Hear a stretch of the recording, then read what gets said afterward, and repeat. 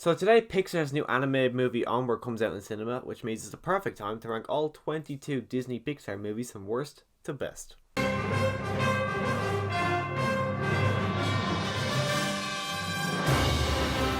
One quick thing before I do get started. If you are new to my channel, consider click that subscribe button. I do weekly movie reviews, rankings every time a new big franchise puts out a new installment as well. I do talk about The Walking Dead every single week the new episode comes out. I talk about it. So if you like to see all that kind of stuff, do click that subscribe button. But anyways, let's go on to number 22.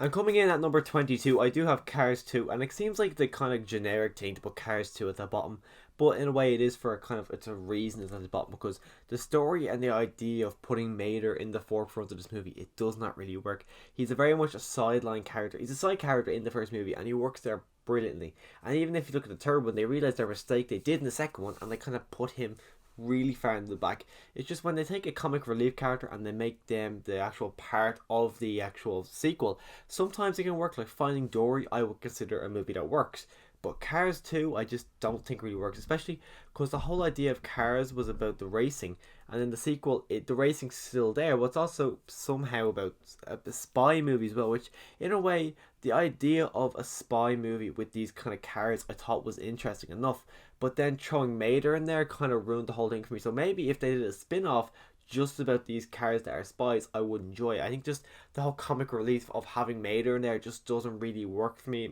But the whole racing element with Lightning McQueen, I find that enjoyable. There is really much enjoyable parts. I think the animation in this movie is absolutely stunning. It's one of Pixar's best. Surprisingly, the Cars movies, even though these are one of the Pixar movies that are very much kind of centered more towards kids, I think the animation is probably one of the best they have. Just the animation in these movies is absolutely stunning, especially if you look at Lightning McQueen. I just think, even though it's just like generic, it's just a car, I think the animation in him is just gorgeous, especially the way the red shines around them.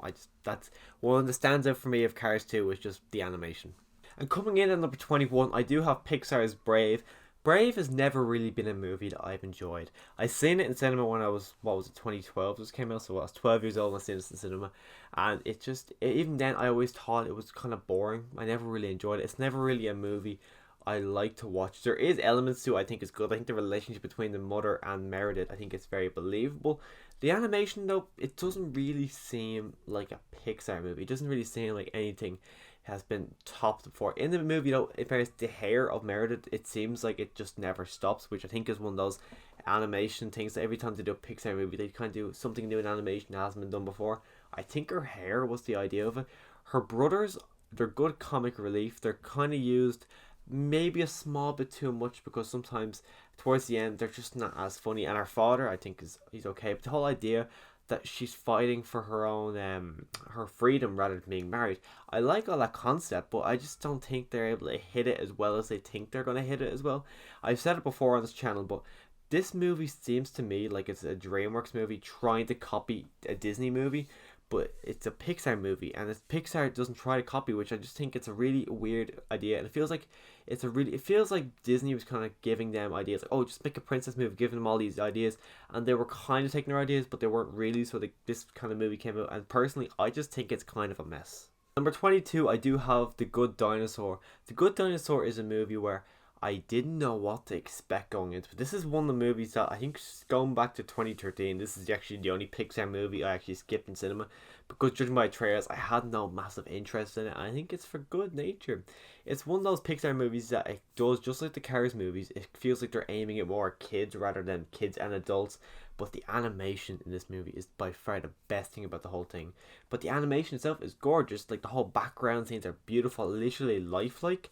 And then they throw really cartoonish kind of dinosaurs as well as humans. Like, if you look at Arlo, he's a really cartoonish looking dinosaur compared to these scenes where they actually look like real places. They look like they took photos and they just installed animated characters. That's how beautiful this animation is. But then the relationship between Arlo and Spot, it's a relationship that I believe, it's a really good boy and his dog story. The movie takes a twist where I didn't really expect it to go, in the way of, I'm not going to actually say it, but there's a twist within this movie kind of towards maybe the end of the first act, and it's something I was not really expecting it to go. It hits emotions, but personally it didn't really hit me as well as I think they would would have liked it to hit me, but it did hit me, but just not as well. The emotion in this movie is good, but I think if I was just more invested in the story, I think the emotion would have hit me a lot more. but it's just something that it seems like they were kind of reaching a little bit too high and they just really couldn't. They're trying to make this an A level movie, but I think if they just accepted this as going to be a B level movie, I think they would have done a lot better. And having A Bug's Life at number 19 is the only reason I kind of have it here. Is I just find it to be a really, really forgettable movie. No matter how many times I've seen this movie, I just find it to be ridiculously forgettable. I don't understand why I think it's forgettable. All I remember is the character's name is Flick. And one of the best things though about it is the fact that the villain reminds me of Negan from The Walking Dead. The whole way he comes in, he takes half their shit. Everything about it just reminds me of Negan. So I think that's the only thing about this movie that makes it stand out to me. Other than that, there really isn't anything. The animation is kind of poor compared to like Toy Story that came out the year prior. The animation in this is nowhere near the level of Toy Story. The story, as I said, it's a very generic story. It seems like it's not really adding anything new, especially because Ants came out the same year. I haven't seen Ants, but like I imagine they're very similar stories. That's what I've heard anyways. They're very similar stories. So just there's nothing about this movie that's ever stood out to me. Even when I was a kid, this was never a Pixar movie I ever wanted to watch. When I watched them, I kind of just always forgot about this movie, pretended like it never really existed, because it's just a really boring movie, except for the whole Negan element. That's what I would kind of describe this movie as. It's just kind of a boring, forgettable movie. And coming in at number 18, I do have The Incredibles 2. I don't think it's anywhere near as good as the first one. I think this movie, it feels very lifeless. It seems like they kind of just said, okay, we really, really got to make a sequel to this. Everyone will not shut up about this. We're going to have to make a sequel. But other than that, I think the animation is really good. Especially if you look kind of closely at all the characters. They look, especially if you go from 1 to 2, it's a noticeable animation difference. The story, though, as I said, it's just a really boring and a really obvious kind of twist throughout this movie. Literally from the first trailer, I know most people could, but I was able to predict it as well, who the villain was going to be. I just kind of, the movie, I didn't keep my attention. There was some scenes where I thought, like the whole Elastigirl scene, which is flipping through the city, and then I think the Screenslave, I think the villain was called, as he's talking about how saying people can't get away from their phones and everything, they're not paying attention to what's actually happening. And as he's saying that, I like how I'm actually not really listening to him, because I'm so amazed by what Elastigirl is doing on screen. I'm not listening to him. So there's elements I like about this movie. I like Bob Odenkirk's character just because it's Better Call Saul. I'm a massive fan of that show, so he just seems very much like that character. But other than that, I think the family dynamic, I think like the whole with Mr. Incredible and the kids, I think that's really boring. Elastigirl, I was never really a massive fan of her in the first movie, and it's kind of following her in this movie. Not really, I don't think it's really that good, but just there's a lot about this movie. I feel like they were kind of trying to make it better than the first, but I just think they failed. Now coming in at number 17, I do have Cars 3. Cars 3 was a movie never really anticipated. Going into that year, I was like, okay, we got Cars 3 and Coco. 2 movies I couldn't give a crap about. So going into 2017, I didn't know how Pixar was going to fare for me. This movie though, I think it's fine. I think it's a lot better than Cars 2. It's not as good as Cars 1.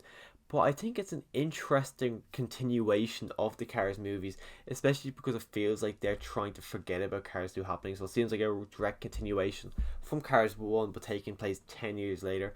It has those very familiar Rocky 3 vibes from it, as well as Rocky 4.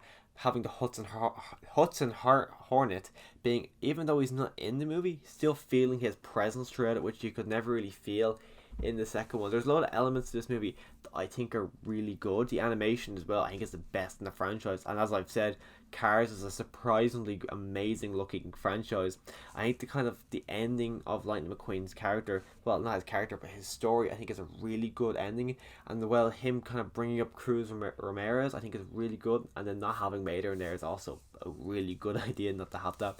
But one of the main reasons I think I have this so high is because this was the very first movie me and my girlfriend went to see in cinemas together. So just because of that, I've always had a special place in my heart for Cars 3. Coming in number 16, I've got Monsters University. Besides this being a really, really weird idea for a sequel to Monsters Inc., I think it's a fun movie, but it doesn't really do anything major. I think it's a cool way to see Mike and Sully a bit at odds at the start, and then you can see their relationship growing into what it is in Monsters Inc. I think it's fun to actually hang out with these characters again, because Monsters Inc. is such a great movie. I think everyone would like a sequel to it, but they were too afraid to kind of tackle the whole Boo situation, I imagine. So they decided to do a prequel, which I think the prequel itself it's a fun idea. It's a fun idea to see these characters before we knew them, which I'm surprised they haven't done any other prequels. Like maybe an Incredibles prequel would be a cool idea. I'm surprised they haven't done anything like that. But the whole idea of the prequel for this, I think it's a weird idea, but it's fun. The animation is not as good, surprisingly, as it is in the first movie. I think the first movie's animation is a lot better. Some of the cameos in this movie are a bit like they're a bit on the nose, but they're also a bit like not, they don't really make as much sense as they kind of show. But Mike and Sully, they're just as good as in this as they are in the first movie, and they are incredible in the first movie, which just shows how good they are in this movie.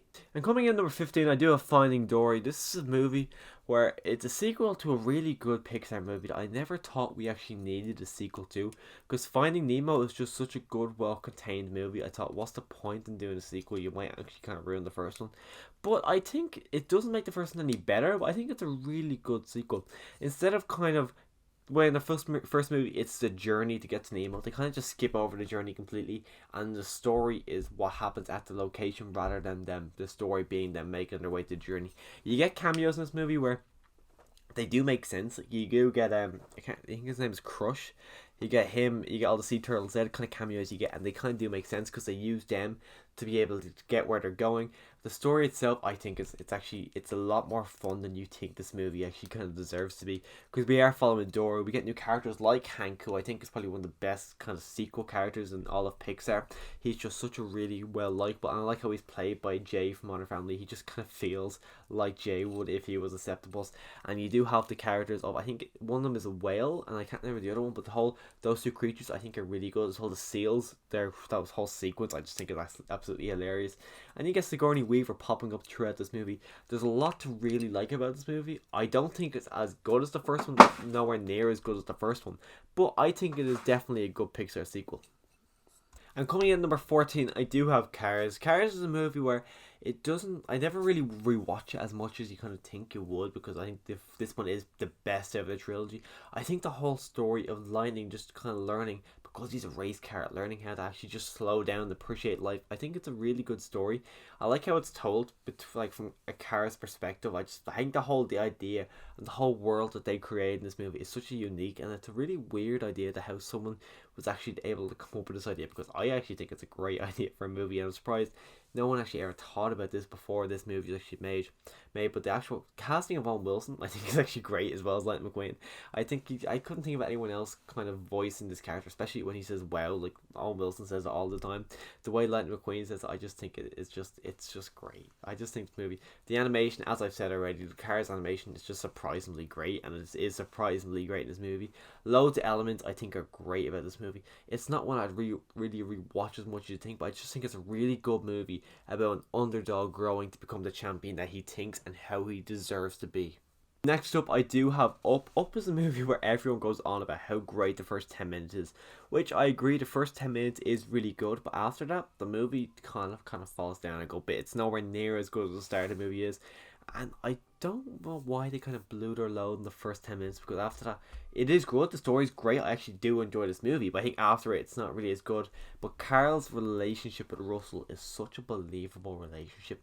It literally seems like these two people, you can see, even though you see their relationship growing, it seems so believable, and it seems like that relationship could happen in real life. As well, we got the side characters of Doug and Kevin, who I think are absolutely hilarious. Doug especially, I love how he's just talking in sequences, and then he just goes, "oh crap, squirrel," and I just think it's hilarious. Multiple scenes throughout this movie I think are great. I remember I seen this in cinema when it first came out, and then I got to see it again in cinema 2 years later, or 2 years ago, and seeing it again in cinema was just great, because I hadn't seen it in so many years. This was one of my personal favorites of Pixar when I was younger, and then to go back again and see it in cinema, it just took me back to that moment when I first got to see it in cinema, and it just kind of helped me remember how much I actually loved this movie. Okay, so putting The Incredibles at number 12, I feel like it's going to need a bit of explaining to do, because a lot of people put this as their number one. A lot of people love this movie. For me personally, even though I watched this as a kid as well, I never really loved it.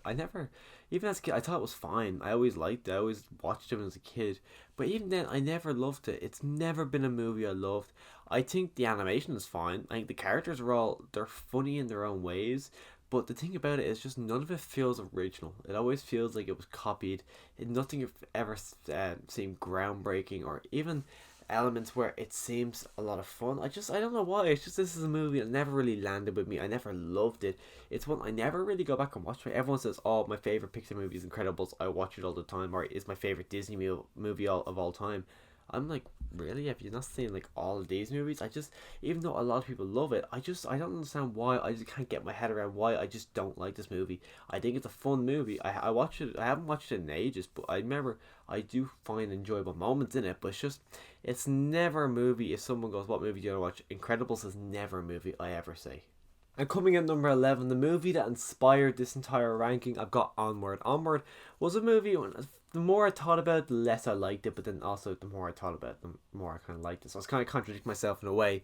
But I like the element of the brotherly relationship in this movie. Because I've got two brothers, I kind of was able to imagine me in the situation with them, because it is just very much a brother movie. Everyone says that about Frozen, but the two sisters, they can kind of put themselves on it if they've got a sister. But for me personally, I think this just worked really well for me. As me, as the older brother with my younger brothers, I could just put myself in that scenario.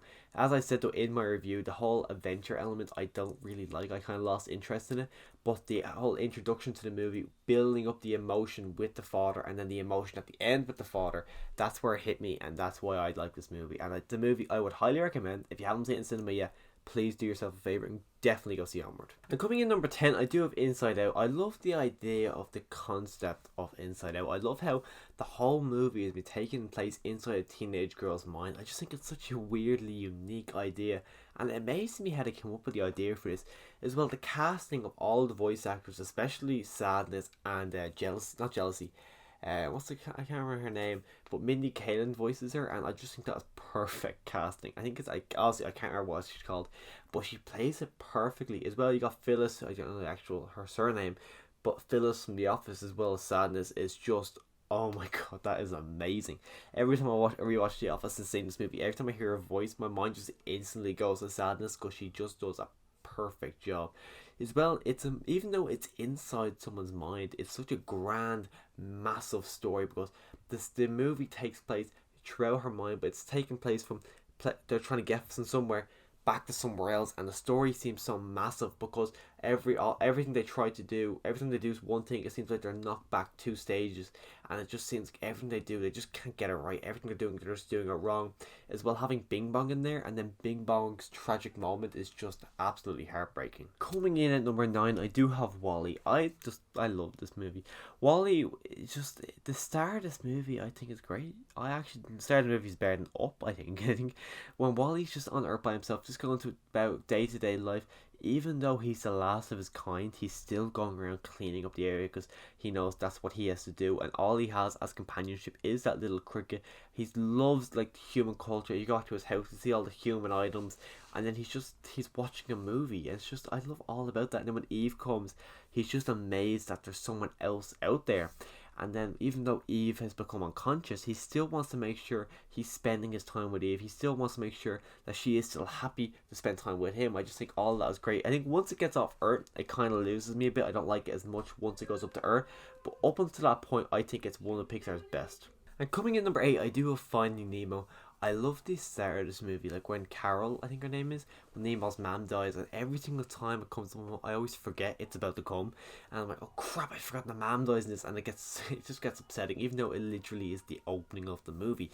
But I loved when Nemo gets captured, and you can hear the fear in his voice, and you can hear the fear in Marilyn's voice, going, what the hell are we going to do now? And then Marilyn sets off on a journey with Dory. I just think it's such an epic, even though he's a tiny little fish crossing the entire ocean to get his son back, it's such a massive story, and you meet great characters along the way. Like, you meet Crush, you also meet, I think his name is Bruce, the shark. I love that whole sequence with the sharks, like, fish are friends, not food, all about it. And then when they actually meet Nemo again, and where he is, I'm pretty sure the fish with the scar is voiced by Willem Dafoe, which is just, it's pretty insane. And then the way the movie ends, the entirety of this movie, I think is great. It's definitely one of Pixar's best. If not for these other movies, I don't know. It's just these other movies I just think are incredible. So we finally got to the point of talking about Toy Story. At number 7, I do have Toy Story 3. I think it's a great movie. I think it's a really good conclusion to the Andy story. but I just don't think it's as good as the rest of the Toy Story movies, which I don't know why. I think it's a phenomenal movie. I don't understand why I don't put this on the same level as the other Toy Story movies. I think the animation is stunning. I think the characters are incredible. I love all these characters. I've grew up with these characters. I love all these characters. I think the introduction of Bonnie's characters are all good. Lotso is like probably the scariest of all the Toy Story villains, and he reminds me so much the governor from The Walking Dead. It's actually really weird. I like the ending that this movie gets as well, where they're saying goodbye to Andy. I like how all the toys thought they were saying goodbye to Woody when Woody was going off to college, and now we're getting to the box and say Bonnie. Woody and Buzz shake hands, and it's just a massive moment. This whole movie, I think it's great. The incineration scene at the very end, even though I remember when I was a kid, I actually lost my shit. I was like, holy crap, are they gonna kill the toys? I was like 9 years old, and I was losing it because I thought they were gonna kill Woody, Buzz, and everybody. It's just this movie. I love as well the opening scene of this movie when we see what Andy sees when he's playing with the toys. I love that. I love that entire opening scene. And coming in number 6, I do have Monsters Inc. This movie, I know I keep saying I love all these movies, but I actually do. I actually do love all of these movies. I love the relationship between Mike and Sully. I think comparing these to any other Pixar relationship, I think the only one you can actually compare them to is Buzz and Woody, because I think the relationship between these two is phenomenal, and it actually feels like two best friends living together. It's actually incredible. And as well, the relationship between Mike and Sully that they actually make with Boo, that and the ending of this movie, every single time I see that, I get upset. The movie's hilarious. I remember when I was a kid, it actually used to scare the crap out of me with Mr. Waternoose. He used to terrify me. But I just think this movie is one of Pixar's best. I would love a sequel to see what happens after Sully opens that door. I don't think we'll ever get it. We're getting a sequel called Monsters at Work with Disney Plus, but I don't think we're ever going to see what happens after they open that door. Coming in at number 5, I do have Coco. I absolutely love Coco. When I went into this movie, I was not expecting to like this movie as much as I do. And it's a movie where every single time I watch it, I feel like I love it even more. The music in it, I find myself listening to this music at work because it's such great music. I love the movie. I love all the characters. I love Miguel and Hector, the relationship the two of them have, as well as the dog. I actually can't remember his name right now. I'm struggling to remember his name. But he's such good comic relief. I just think every time he just kind of pops up randomly throughout the movie, and he's absolutely hilarious. There's so much to this movie that I absolutely adore. It's a movie as well. The ending is absolutely heartbreaking, which is something I really wasn't expecting going into this movie. I remember thinking this is going to be a sad ending just because it's Pixar. But I wasn't expecting it to hit me as much as it did, because it really hit me as well. The animation. Oh, I feel like I say this a lot about Pixar, but the animation in this movie is stunning. Especially when they go to like the place, I can't remember what it's actually called, but where the dead people live, and the first time we see it, and the lights, and Miguel's just looking at it, and the amazement in his face. This movie is just, I can't believe it. It is stunning. Coming in number 4, I do have Ratatouille. This is a movie where not a lot of people would have it this high. I've seen rankings where people have this in the late teens or even mid teens. No one ever puts it this high, which I don't understand why. I think it's a great movie. I love all the voice cast. I love the story. I love the animation. I love everything about this movie. I absolutely adore from start to finish. Every time I watch this, I just think it's great. I grew, even when I was younger, everyone used to go, why do you like that one so much? Because it doesn't really seem like a movie that kids would love. But it's always been a movie that has just always stuck with me, and I've seen it so many times, like too many times to count. I remember I actually used to have the Wii game for this, and I used to play the Wii game all the time, and I had so much fun with it. But the movie itself, I love how it's a working kitchen, and it feels like a working kitchen. Even if you look at the background, it looks like people are actually working, rather than other animation movies that wouldn't really be bothered to make the kitchen look like an actual kitchen, so they just kind of have the kitchen being a kitchen. But this seems like it is working, and even when we're not in the room, it seems like that kitchen is still working, and it just seems like every single thing about this feels real. Paris looks absolutely stunning. When we actually get to see Remy making something within Linguini's apartment, it's just the whole sequence in that with the light coming through the window. I love it. I know I keep saying animation, but it's an animation movie. It's an animated ranking. Everything about this is just stunning animation, and I like the relationship between his father and his brother. I think the relationship where the father doesn't really see his point of view, doesn't really agree with anything he's doing, but you still can tell there's still respect between them. I love it. So we're in the home stretch now. 3 movies left, 3 Toy Story movies left. Which one goes where? But coming in number 3, I do have Toy Story 1. Even though I love this movie a bit, I love all 3 of these movies a bit. I love the ending of this movie. I love the ending when they're actually like, I've got a pop ride of it here, which is actually my only pop ride, which actually, no, as I say that, that is a lie. I also have Hercules on Pegasus, but I love the scene when they're going up in RC and they throw RC in the back of the truck and they're flying up in the air, and Woody goes, it's a rocket. Next thing we know is we're going to explode. And the Buzz goes, not today. Releases wings and they fly. And I just, every time I see that scene, I always have the biggest grin on my face. There's been times in work where I would just watch that scene just because I just love that scene that much as well. Even if you go through the movie, all the side characters like Rex, Ham, Potato Head, how iconic and how hilarious those characters were. I love everything about this movie as well. Something that a lot of people don't really give a lot of credit to is the soundtrack. The soundtrack is really good. You got, like, of course, You've Got a Friend in Me, which everyone's kind of, oh, let's go to that one. But you also got Strange Things, which is just, it's a song that is surprisingly really good. And then I think it's called Sailing No More is when Buzz falls out the window. All these are great songs that not enough people give credit to. And my runner-up is Toy Story 4. I absolutely adore this movie. When I first seen it, I was like, that is just incredible. I think from the opening minute, when we see the flashback, that sounds like, yeah, this is going to be a good movie. I knew straight away. From memory, I know I put this as my favourite movie of last year, and I still agree with that. That is still my favourite movie of last year. But I'm not quite sure. I'm pretty sure I put this as my favourite movie of the decade, because I love Toy Story 4. Not only is the animation beautiful, but so is the story. The ending as well, it got me. I was shocked how much it got me. And going into it, I kind of figured, okay, I might get a bit emotional at the end of this, but the fact how much it got me, I was actually shocked. And I seen this, I got my cinema tickets in front of me, I've seen it 5 times in cinema, and one of them was me taking my brother to the cinema for the first time, and he adores Toy Story. Like, when I was in the cinema with him, he had his Woody doll, and every time Woody came on screen, he just lost his shit with joy seeing Woody on screen. And sharing that memory with him as well is probably one of the reasons I love this movie so much. Not only that though, I see just Woody and Buzz, them kind of them departing from each other, as well as Woody and Bo Peep being reunited. All that is beautiful. All our side characters, like we got Duke Kaboom, which I love Duke Kaboom. Every time he sees this shirt, he loses his shit as well, because like, oh my god, that's Duke Kaboom in your shirt as well. We do have Ducky and Bunny, all these great new characters who are absolutely hilarious. Everything about this movie I just adore. I wouldn't mind the Toy Story 5, even though Toy Story 4 ended really, really well. I don't know. I love these characters. I would love to see more of them, because Toy Story, I just adore Toy Story. And coming at number 1, my favourite Toy Story movie. Oh, wait.